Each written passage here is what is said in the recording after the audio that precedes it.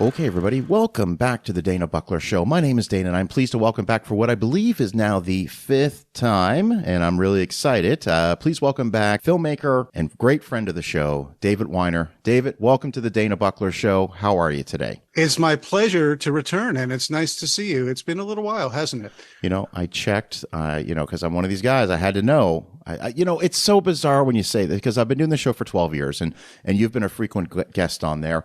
And when I think about it, I say, oh, well, surely David's been on the show. It was 3 or 4 months ago, something to that effect, because time has no meaning for me anymore at 47 years old. It's all a blur. It's October of 2023, so it's been darn near a year and a half. So there's a lot to get caught up on. But again, thrilled to have you back. Well, dare I say, it's kind of like friendships that are long lasting. You could get along with someone famously, not see them for a couple of years. You get back together, you pick up right where you left off. I kind of feel like that whenever I get to hang out with you on the show. I love that. That's awesome.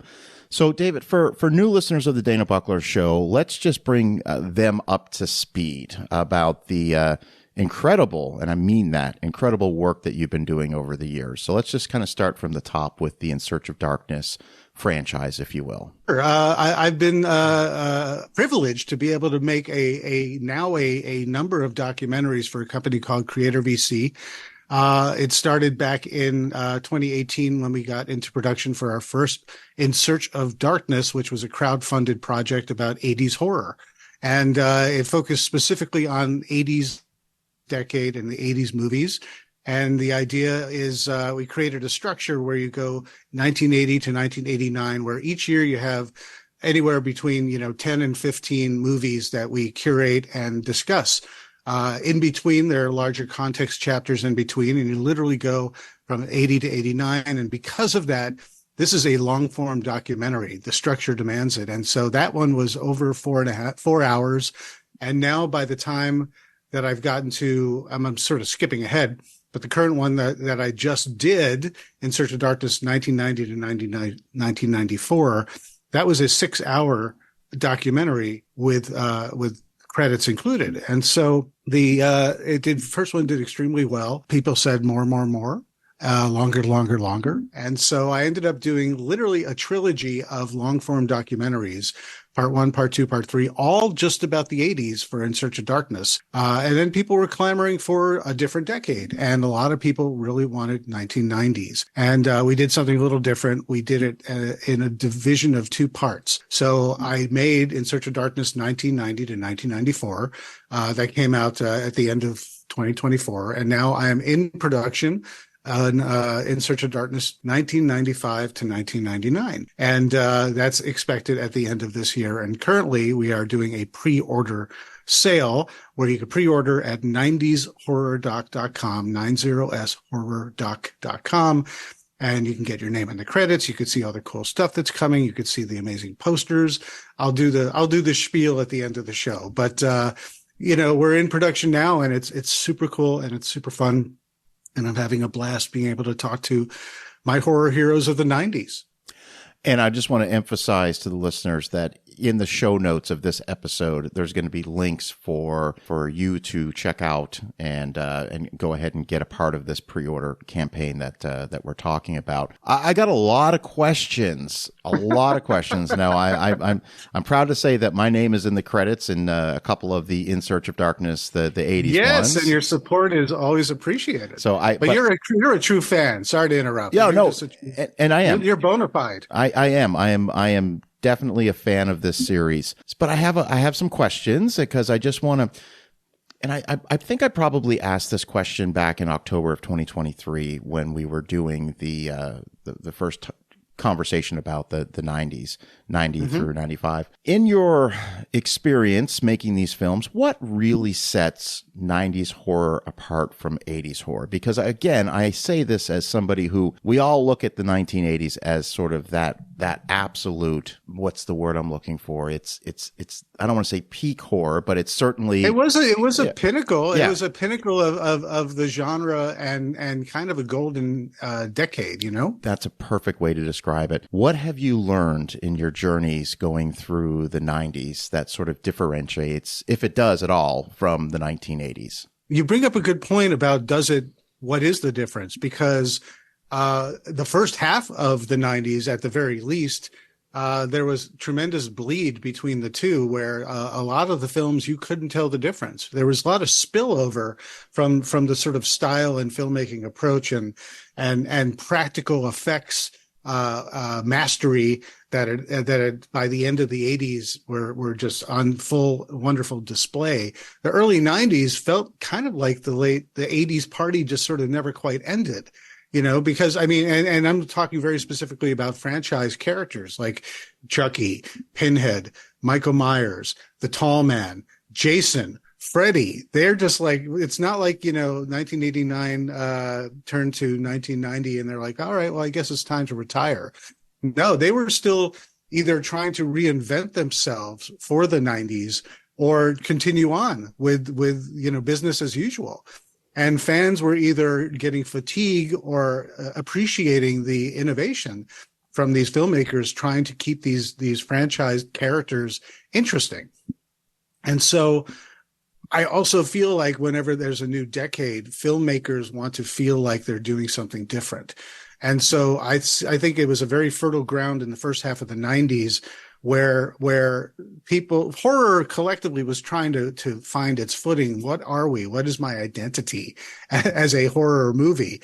And I would say things got a little grittier. I think, you had movies like, Candyman, which was sort of taking the socio-political fallout of Reaganomics and the racial disparity and putting that on full display as sort of a urban legend style story, and creating a brand new villain for the ages at the time. Of course, Tony Todd brilliantly being representing that character. But I think there were other filmmakers like Wes Craven, where he did People Under the Stairs, and he did New Nightmare. This is the first half, of course, of the 90s, where I think he was trying to evolve his craft and his writing because the audience tastes were changing. Audiences were by that time very sophisticated. They were very knowledgeable of tropes and cliches.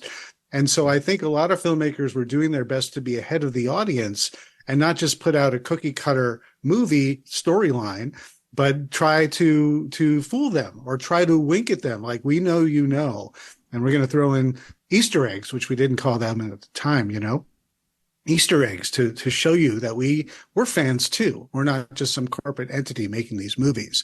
So last I'll say, collectively, I think when people look back at the 90s, I think the defining elements, because the 90s eventually would come into their own, especially in the second half between 95 and 99. But I think the 90s were an evolution of practical effects to digital effects more often than not, and often for better or for worse, when people realized that not every movie is going to look like Jurassic Park because they don't have the time and the money and the talent, but they think they could do it because it's an available technology. So you got all sorts of pitfalls like that, and things that didn't age well because of that.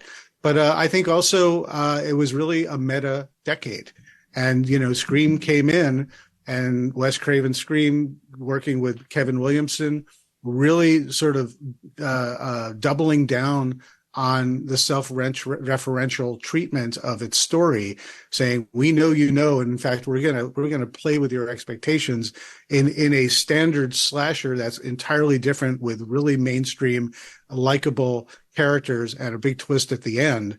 This did so well. This brought in more than just the casual horror fan, or even people who didn't like horror, but they loved going to the movies. And if Monica from Friends is in there, or you have the various cast members of Dawson's Creek in these movies, it's not just horror anymore. It's a thriller. It's an exciting ride at the movies, and it's a meta experience. And I'll stop because clearly there's so much to cover. Well, but I think that answered your question. Yeah, no, and I just I don't know if it was a strategic move for you to break the 90s into the two parts, because there is what I recognize as that shift. And you brought it up with the release of Scream. And I'm not talking about the straight to video, the DTV horror movies, the Full Moons and all this, because those were always just kind of pumping out on a regular basis. As somebody who spent a ridiculous amount of time in video stores in the 90s, I can tell you that. And those were bread and butters for me. But I do remember seeing Scream in the theater in 96 when it came out, and understanding that, whoa, things are going to be a little bit different now, at least from the theatrical standpoint of theatrically released horrors. And I wonder if you could sort of speak. I mean, you touched on it a little bit with that. Again, I call it a monumental shift, because there was a renaissance of a different type of horror, and this was, I think, one that was more of a more mass appeal. Because and if you maybe just touch on that a little bit, because that has to be, the beginnings of what's going to be part 2 of this documentary you're making. Sure. Well, Hollywood is all about trends. Hollywood is all about money. Whether it doesn't matter what the genre is. If something catches on, it does really well. In the 80s, Porky's does gangbusters business on the smallest amount, tiniest budget. Next thing you know, you have like a tsunami of raunchy sex comedies, that follow for practically the next decade, until it peters out. They realize that there's nothing left to be mined from this, this mine or this well, to mix metaphors. And ultimately Hollywood is the same way. So like first half of the 90s, they were Hollywood marketers and studios would make plenty of horror movies, big Stephen King movies and whatnot. But I think they were a little hesitant to call it a horror movie. More often than not, they'd call it a thriller. And so, Jacob's Ladder or Silence of the Lambs, those were thrillers. Yes, they've got horrific elements. Arguably, they're horror movies through and through, but the way they sell them is as something else, a thriller. Lots of serial killers, all that stuff. Serial killers with a body count. Is it horror? Well, it's horror if a serial killer shows up at your door, but it's still a thriller according to Hollywood. So Hollywood is always following the almighty dollar. And when Scream hit, it really was a seismic shift, because it made massive box office and everyone wanted to follow that formula. There were plenty of other things there. You asked initially, was it strategic in dividing the decades, in the decade of the 90s into 2 parts? It was for our being able to manage it, because doing a whole decade really is a significant amount of work to sort of build that and turn it around in a year. And we kind of thought, let's see what happens if we cut it in half. And I ironically, much to executive producer Robin Bloch's chagrin, I still ended up making the longest In Search of Darkness yet. But I do that only because I feel I owe it to the fans and the audience, and B, it gives us more time to really delve into choices of movies to get from very popular and mainstream to very eclectic and everything in between each year. And I look at Letterboxd and I see so many people saying, this is so great. Really? 6 hours? I could have watched more. And there's more than one person who says this. And it's not my aunt who I paid $20 to write it.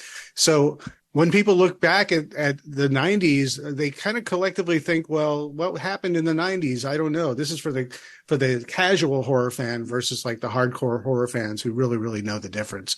But people look back and they're like, well, let's see, there was Scream, Blair Witch. Gosh, what else was there? Maybe Sixth Sense? Oh yeah, From Dusk Till Dawn. I kind of remember that, but what else? I don't know. The 90s was kind of a bad decade. It was kind of Scream and not much else. And so by dividing this into halves, we kind of unwittingly forced people to focus on all the amazing gold that is available in 1990 to 1994.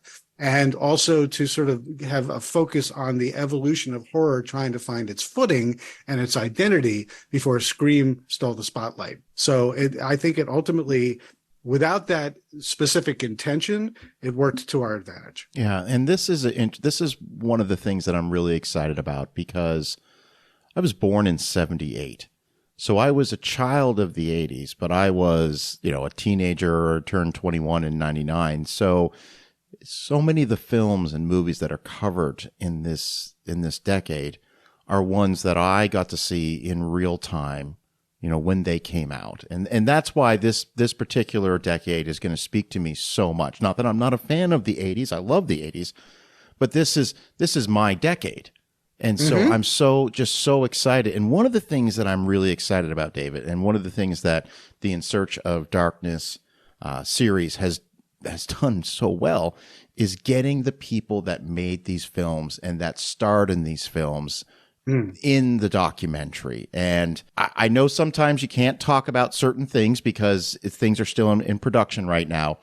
If you could maybe talk a little bit about who's in part one, and maybe if we could tease a little bit about who's going to be featured in part two. Absolutely. I only tease a little bit who's in the new one, just because we're still in production. And, I don't want, just the disclaimer is since we're in production, I don't like people to think, oh, that's all they got. Right. Because we're constantly getting more people and more names. But what's cool is right now, because we're doing the pre-order campaign right now, we are revealing some of the names that we've got, which is really, really cool. So what I'll do is I'll tell you some of these new names, but also tell you who's being carried over from 1990 to 1994. Not everybody, but I'll throw in a couple cool names. So one of the great villains of the second half of the 90s that really feels like a carryover from the 80s is Wishmaster. If you've ever seen the Wishmaster films. And so it was my pleasure and our pleasure to have Andrew Divoff, the Wishmaster himself, sit down and talk about being in those films and talking about his career. But what's super duper duper cool is Andrew Divoff.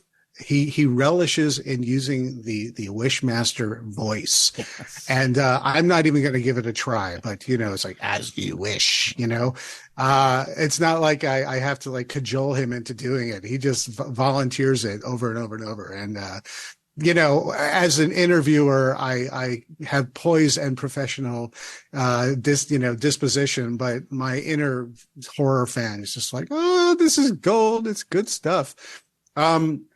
Another cool guy that I have on is Marco Beltrami. He's the composer of all of the Scream movies. He's done a million other things, but like in the 90s, he also did like, say, Mimic, for example, Guillermo del Toro's Mimic. It's very cool having his perspective talking about this stuff. I got Corbin Burnson on. Corbin Burnson, who is not traditionally a horror guy, but if you think about what he's done, he did The Dentist 1 and 2. He's in Tales from the Hood. It's really cool that he wanted to sit down and talk about his work in the 90s, and super cool to have that. If you're a fan of LA Law or any of the stuff he's done, it's amazing having him. And speaking of Tales from the Hood, I have the writer-director, and he's also one of the stars of Tales from the Hood, Rusty Cundiff. And he's there to talk about one of the most amazing indie films that was championed by Spike Lee in the 90s that really, really spoke to the socio-political injustices of the Black experience. Tales from the Hood is an amazing anthology film. I'm so happy to have him on. And what else? I'll spoil one because we've already announced it. Steven Weber. Steven Weber, another one, kind of like Corbin Burnson, where you're like, I don't think about him when I think about horror, but if you think about it, he was in the Shining miniseries playing Jack Torrance, directed by Mick Garris. And he talks about working with Stephen King on the miniseries that Stephen King wanted to make and wrote and supervise, because he wanted to rectify what he viewed as the travesty of The Shining by Kubrick, which is, of course, a towering Mount Rushmore horror iconic film. But for Stephen King, it was a aberration of his book. So it's kind of really cool. And if you really think about it, if you look at Steven Weber's resume, he was in Mel Brooks' Dracula Dead and loving it, well, comedy horror, very, very cool. So it's fun to be able to, and Steven Weber is a total monster kid. He grew up reading Famous Monsters of Filmland, loving Universal and Hammer horror. He even did the audio book for Stephen King's It. So he definitely has his horror bona fides. And he wrote a Masters of Horror episode with Mick Garris. So Mick Garris, here's some of the carryovers. Mick Garris, who directed he did the Shining miniseries, he did the Stand miniseries and Sleepwalker. He's in part 2. Some guy named John Carpenter. People might not be aware of who this gentleman is, but if you think about what he did in the 90s, he was actually quite prolific. Of course he did, Memoirs of the Invisible Man, or Memoirs of an Invisible Man, but a movie that, but also Escape from LA. Yeah. But of course he was still very steeped in horror. And he, in addition to the Body Bags, which was in the first half of the 90s, 2 movies were released in 1995, In the Mouth of Madness and his remake of Village of the Damned. Plus there's John Carpenter's Vampires. So it's very, very cool to have him back. As well as producer Sandy King Carpenter. She's there as well talking about it. But, Don Mancini, now I'm just a listicle but I'm so proud of our cast. Sure. Don Mancini, who is the mastermind of and writer and now director and creator of the Chucky franchise. He did in Child's Play 1 and 2 in the first half of the 90s, and then they took a little bit of a break and he came out strong. Talk about meta movie making. Bride of Chucky. Oh my gosh. That's hysterical. And for anyone who was like me, I was a casual fan of Chucky, but when I saw Bride of Chucky, I became a massive fan. I was like, this is clever and this is different and this is something new. And this is riding the wave of the meta zeitgeist that's going on. And that's one of my favorite movies in the 90s. Yeah, absolutely. And I might as well, I'm going to just throw in one Sure. more. Just because, another carryover, just because we talk about Wishmaster and, of course, From Dusk Till Dawn, Robert Kurtzman, who was a part of K&B, who pretty much did effects for every single horror movie throughout the 90s. Wishmaster, it wasn't his directorial debut, but it was his second movie as director. So, having him talk about working on Wishmaster and working with Andrew Devoff and managing that and all the effects and having all these amazing horror heroes come in to cameo. Embarrassment of riches. There's so much good stuff. And I'm very happy and excited for people to see this movie, this documentary. That's excellent. I am chomping at the bit to see this film. But as you were kind of going over that list, I began asking myself, what if I've got somebody listening to this show who's saying, I haven't heard of the In Search of Darkness series. I want to dive in from the beginning. How can they do that? What are the avenues that someone can go through to watch the 3 parts of the 1980s to get into part 1 of the 90s? How can they do that? If you go to our socials, which are 80s Horror Doc, 80S, 80s Horror Doc, go to the link tree on there. So our socials are on, Twitter, X, Instagram, Facebook. Go on our link tree and you can watch all of these digitally. So look for the link and you can get them right away to watch digitally. But also you can order this stuff if you're all about the physical copy. You can order these things as well, especially as part of sort of an expanded package. When you're getting, if you're pre-ordering In Search of Darkness 95 to 99, you can, if you missed the first half, 90 to 94, you can buy that alone. You could also buy a 2-pack with a nice slipcase where the 2 films will be sitting nicely on your mantle or wherever you put your movies.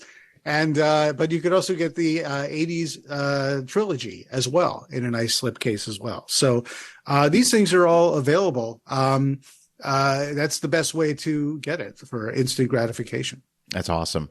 That's awesome. So, when we were talking a few episodes back when you were on here, obviously there were some challenges in the early 2020s when you were making some of these films. I'm imagining that things have certainly smoothed out a little bit. And how are you finding the the production going? Everything's running smooth. You're everything's going the way you want it to go. Like how is this time versus some of those challenges you had during the era that we don't want to talk about? Yeah, well, if you don't want me to say the P word, yeah, I don't know if it's a trigger word for some people, but during the time when we were all stuck at home and wearing masks, I was still in production. Yeah. We took a break to be safe, but when we started all kind of crawling out of out of the woodworks, trying to see how we can continue on with our lives and be productive, I did a lot of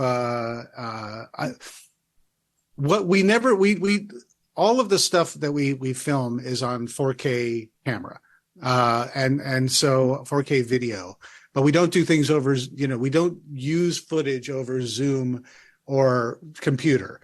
And during that time, there were some interviews that we were unable to do because people didn't want to come out of their homes. And I completely respected that, but we did not want to integrate the footage that this doesn't come across very well, integrated with 4K really crisp footage. So the solution was to do a lot of exterior shoots. In fact, I shot many because I wanted to control the environment. I shot a lot of stuff in my backyard and on my deck. Robin Block, executive producer, is always joking that we should put a plaque, in the backyard, considering how many famous people have walked through, whether it's, and this is also for In Search of Tomorrow, my 80s sci-fi movie as well. So whether it was like, Adrienne Barbeau or Walter Koenig or John Dykstra or Alex Winter or Flash Gordon himself, Sam J. Jones, or Gail Ann Hurd, for the Aliens Expanded documentary. It's kind of been a cavalcade of uber famous people, at least for us who are fans, that, listen, I every time I use the guest bathroom, I think I should put the plaque in here because they all use the guest bathroom. Well, maybe that's TMI. I don't know. Well, I asked this whole question because I wanted to kind of get to that. You were able to bring so many people to your place to do these. Did that ever carry over? Did you ever say, you know what, this is really convenient? Or is it one of those situations where you tend to go to them? Well, now that we're actively in the after experience, Gail Ann Hurd is a perfect example. She's someone who still masks up and wants to be absolutely protected. And so while we were now normally either going to people or having them come to our studio, she wanted to do an outside interview. And so back to the home. Yeah. In the place where it's nice and safe and we can have some nice distance and nice and breezy. So, that's available as long as my wife is cool with it. But to answer your question is, it kind of gave me at first it was one of those things where I said, you got to be there. You got to be there in person. You get a better interview. But I think so many people are so used to this now where if you're not there in front of them, they're used to a laptop next to a camera where you could talk to someone in real time. And I think the talent is more comfortable with that now than they were before. I mean, talent, oftentimes they have to do, they don't even go to auditions so much in person anymore. They have to record things on their laptops. Everything's done on their phone or their laptop. But for me, in terms of the wide variety of places that we get to film to go and get this talent, where if we say, if you can't come to us, we'll go to you. I've shot in places like New Zealand. Tim Baum of Brain Dead, Dead Alive. We went to New Zealand. I interviewed him today, but he responded tomorrow at the same time. Perfect. Currently, I have an interview tomorrow, Wednesday in New York City.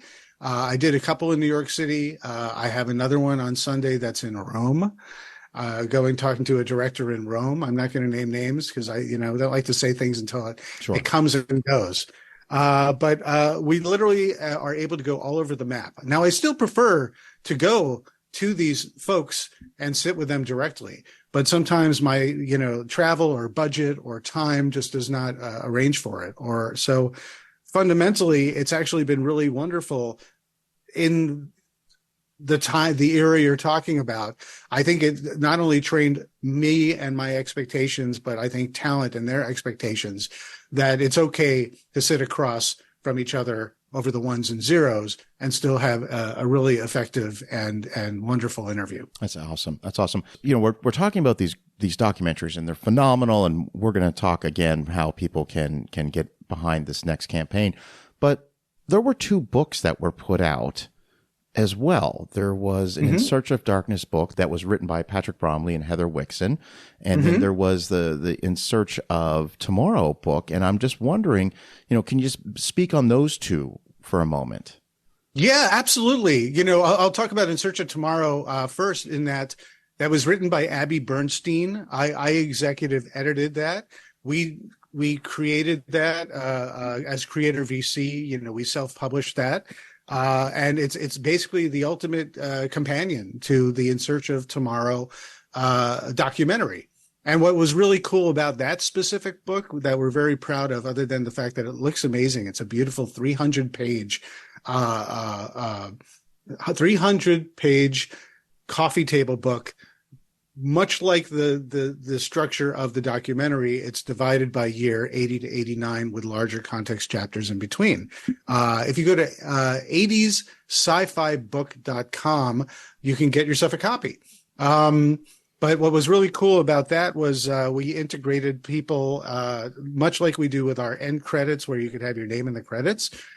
This was something that you could have your name in the end credits, but if you wanted to pick a specific package, you could talk about your favorite movie and how it was important to you. Like Escape from New York meant so much to me because Dad took me to my first, rated R movie, something like that. But also for each movie and chapter, there's a QR code that takes you to unseen or expanded footage from the documentary. So it's quite an interactive book, and we're real proud of that. It was nominated for a Rondo Award for Book of the Year.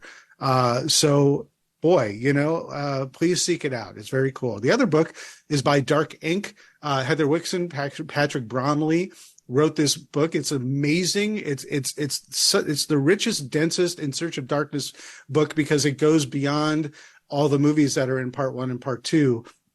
I wrote an intro to it. That's also one, when it happened, you got your name in the book, like the end credits. Super, super cool. I think if you go to Dark Ink, they have copies. Go there.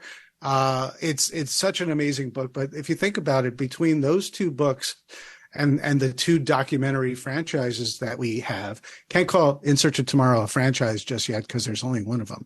But it's one of those things where we really wanted to expand the experience and personalize the experience. And, labors of love both, and very proud of both. That's terrific. That's perfect.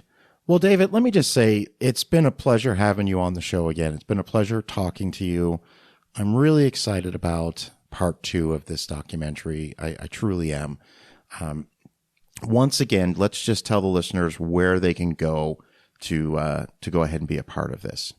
Yeah, go to 90shorrordoc.com, 90shorrordoc.com, or check out all our socials at 80s Horror Doc. Yeah, it gets confusing, but we couldn't change that one. Sure. Too many people were part of it, so you can't start from scratch again and build an audience. So if you go to our socials, 80s Horror Doc, every single day we're posting, little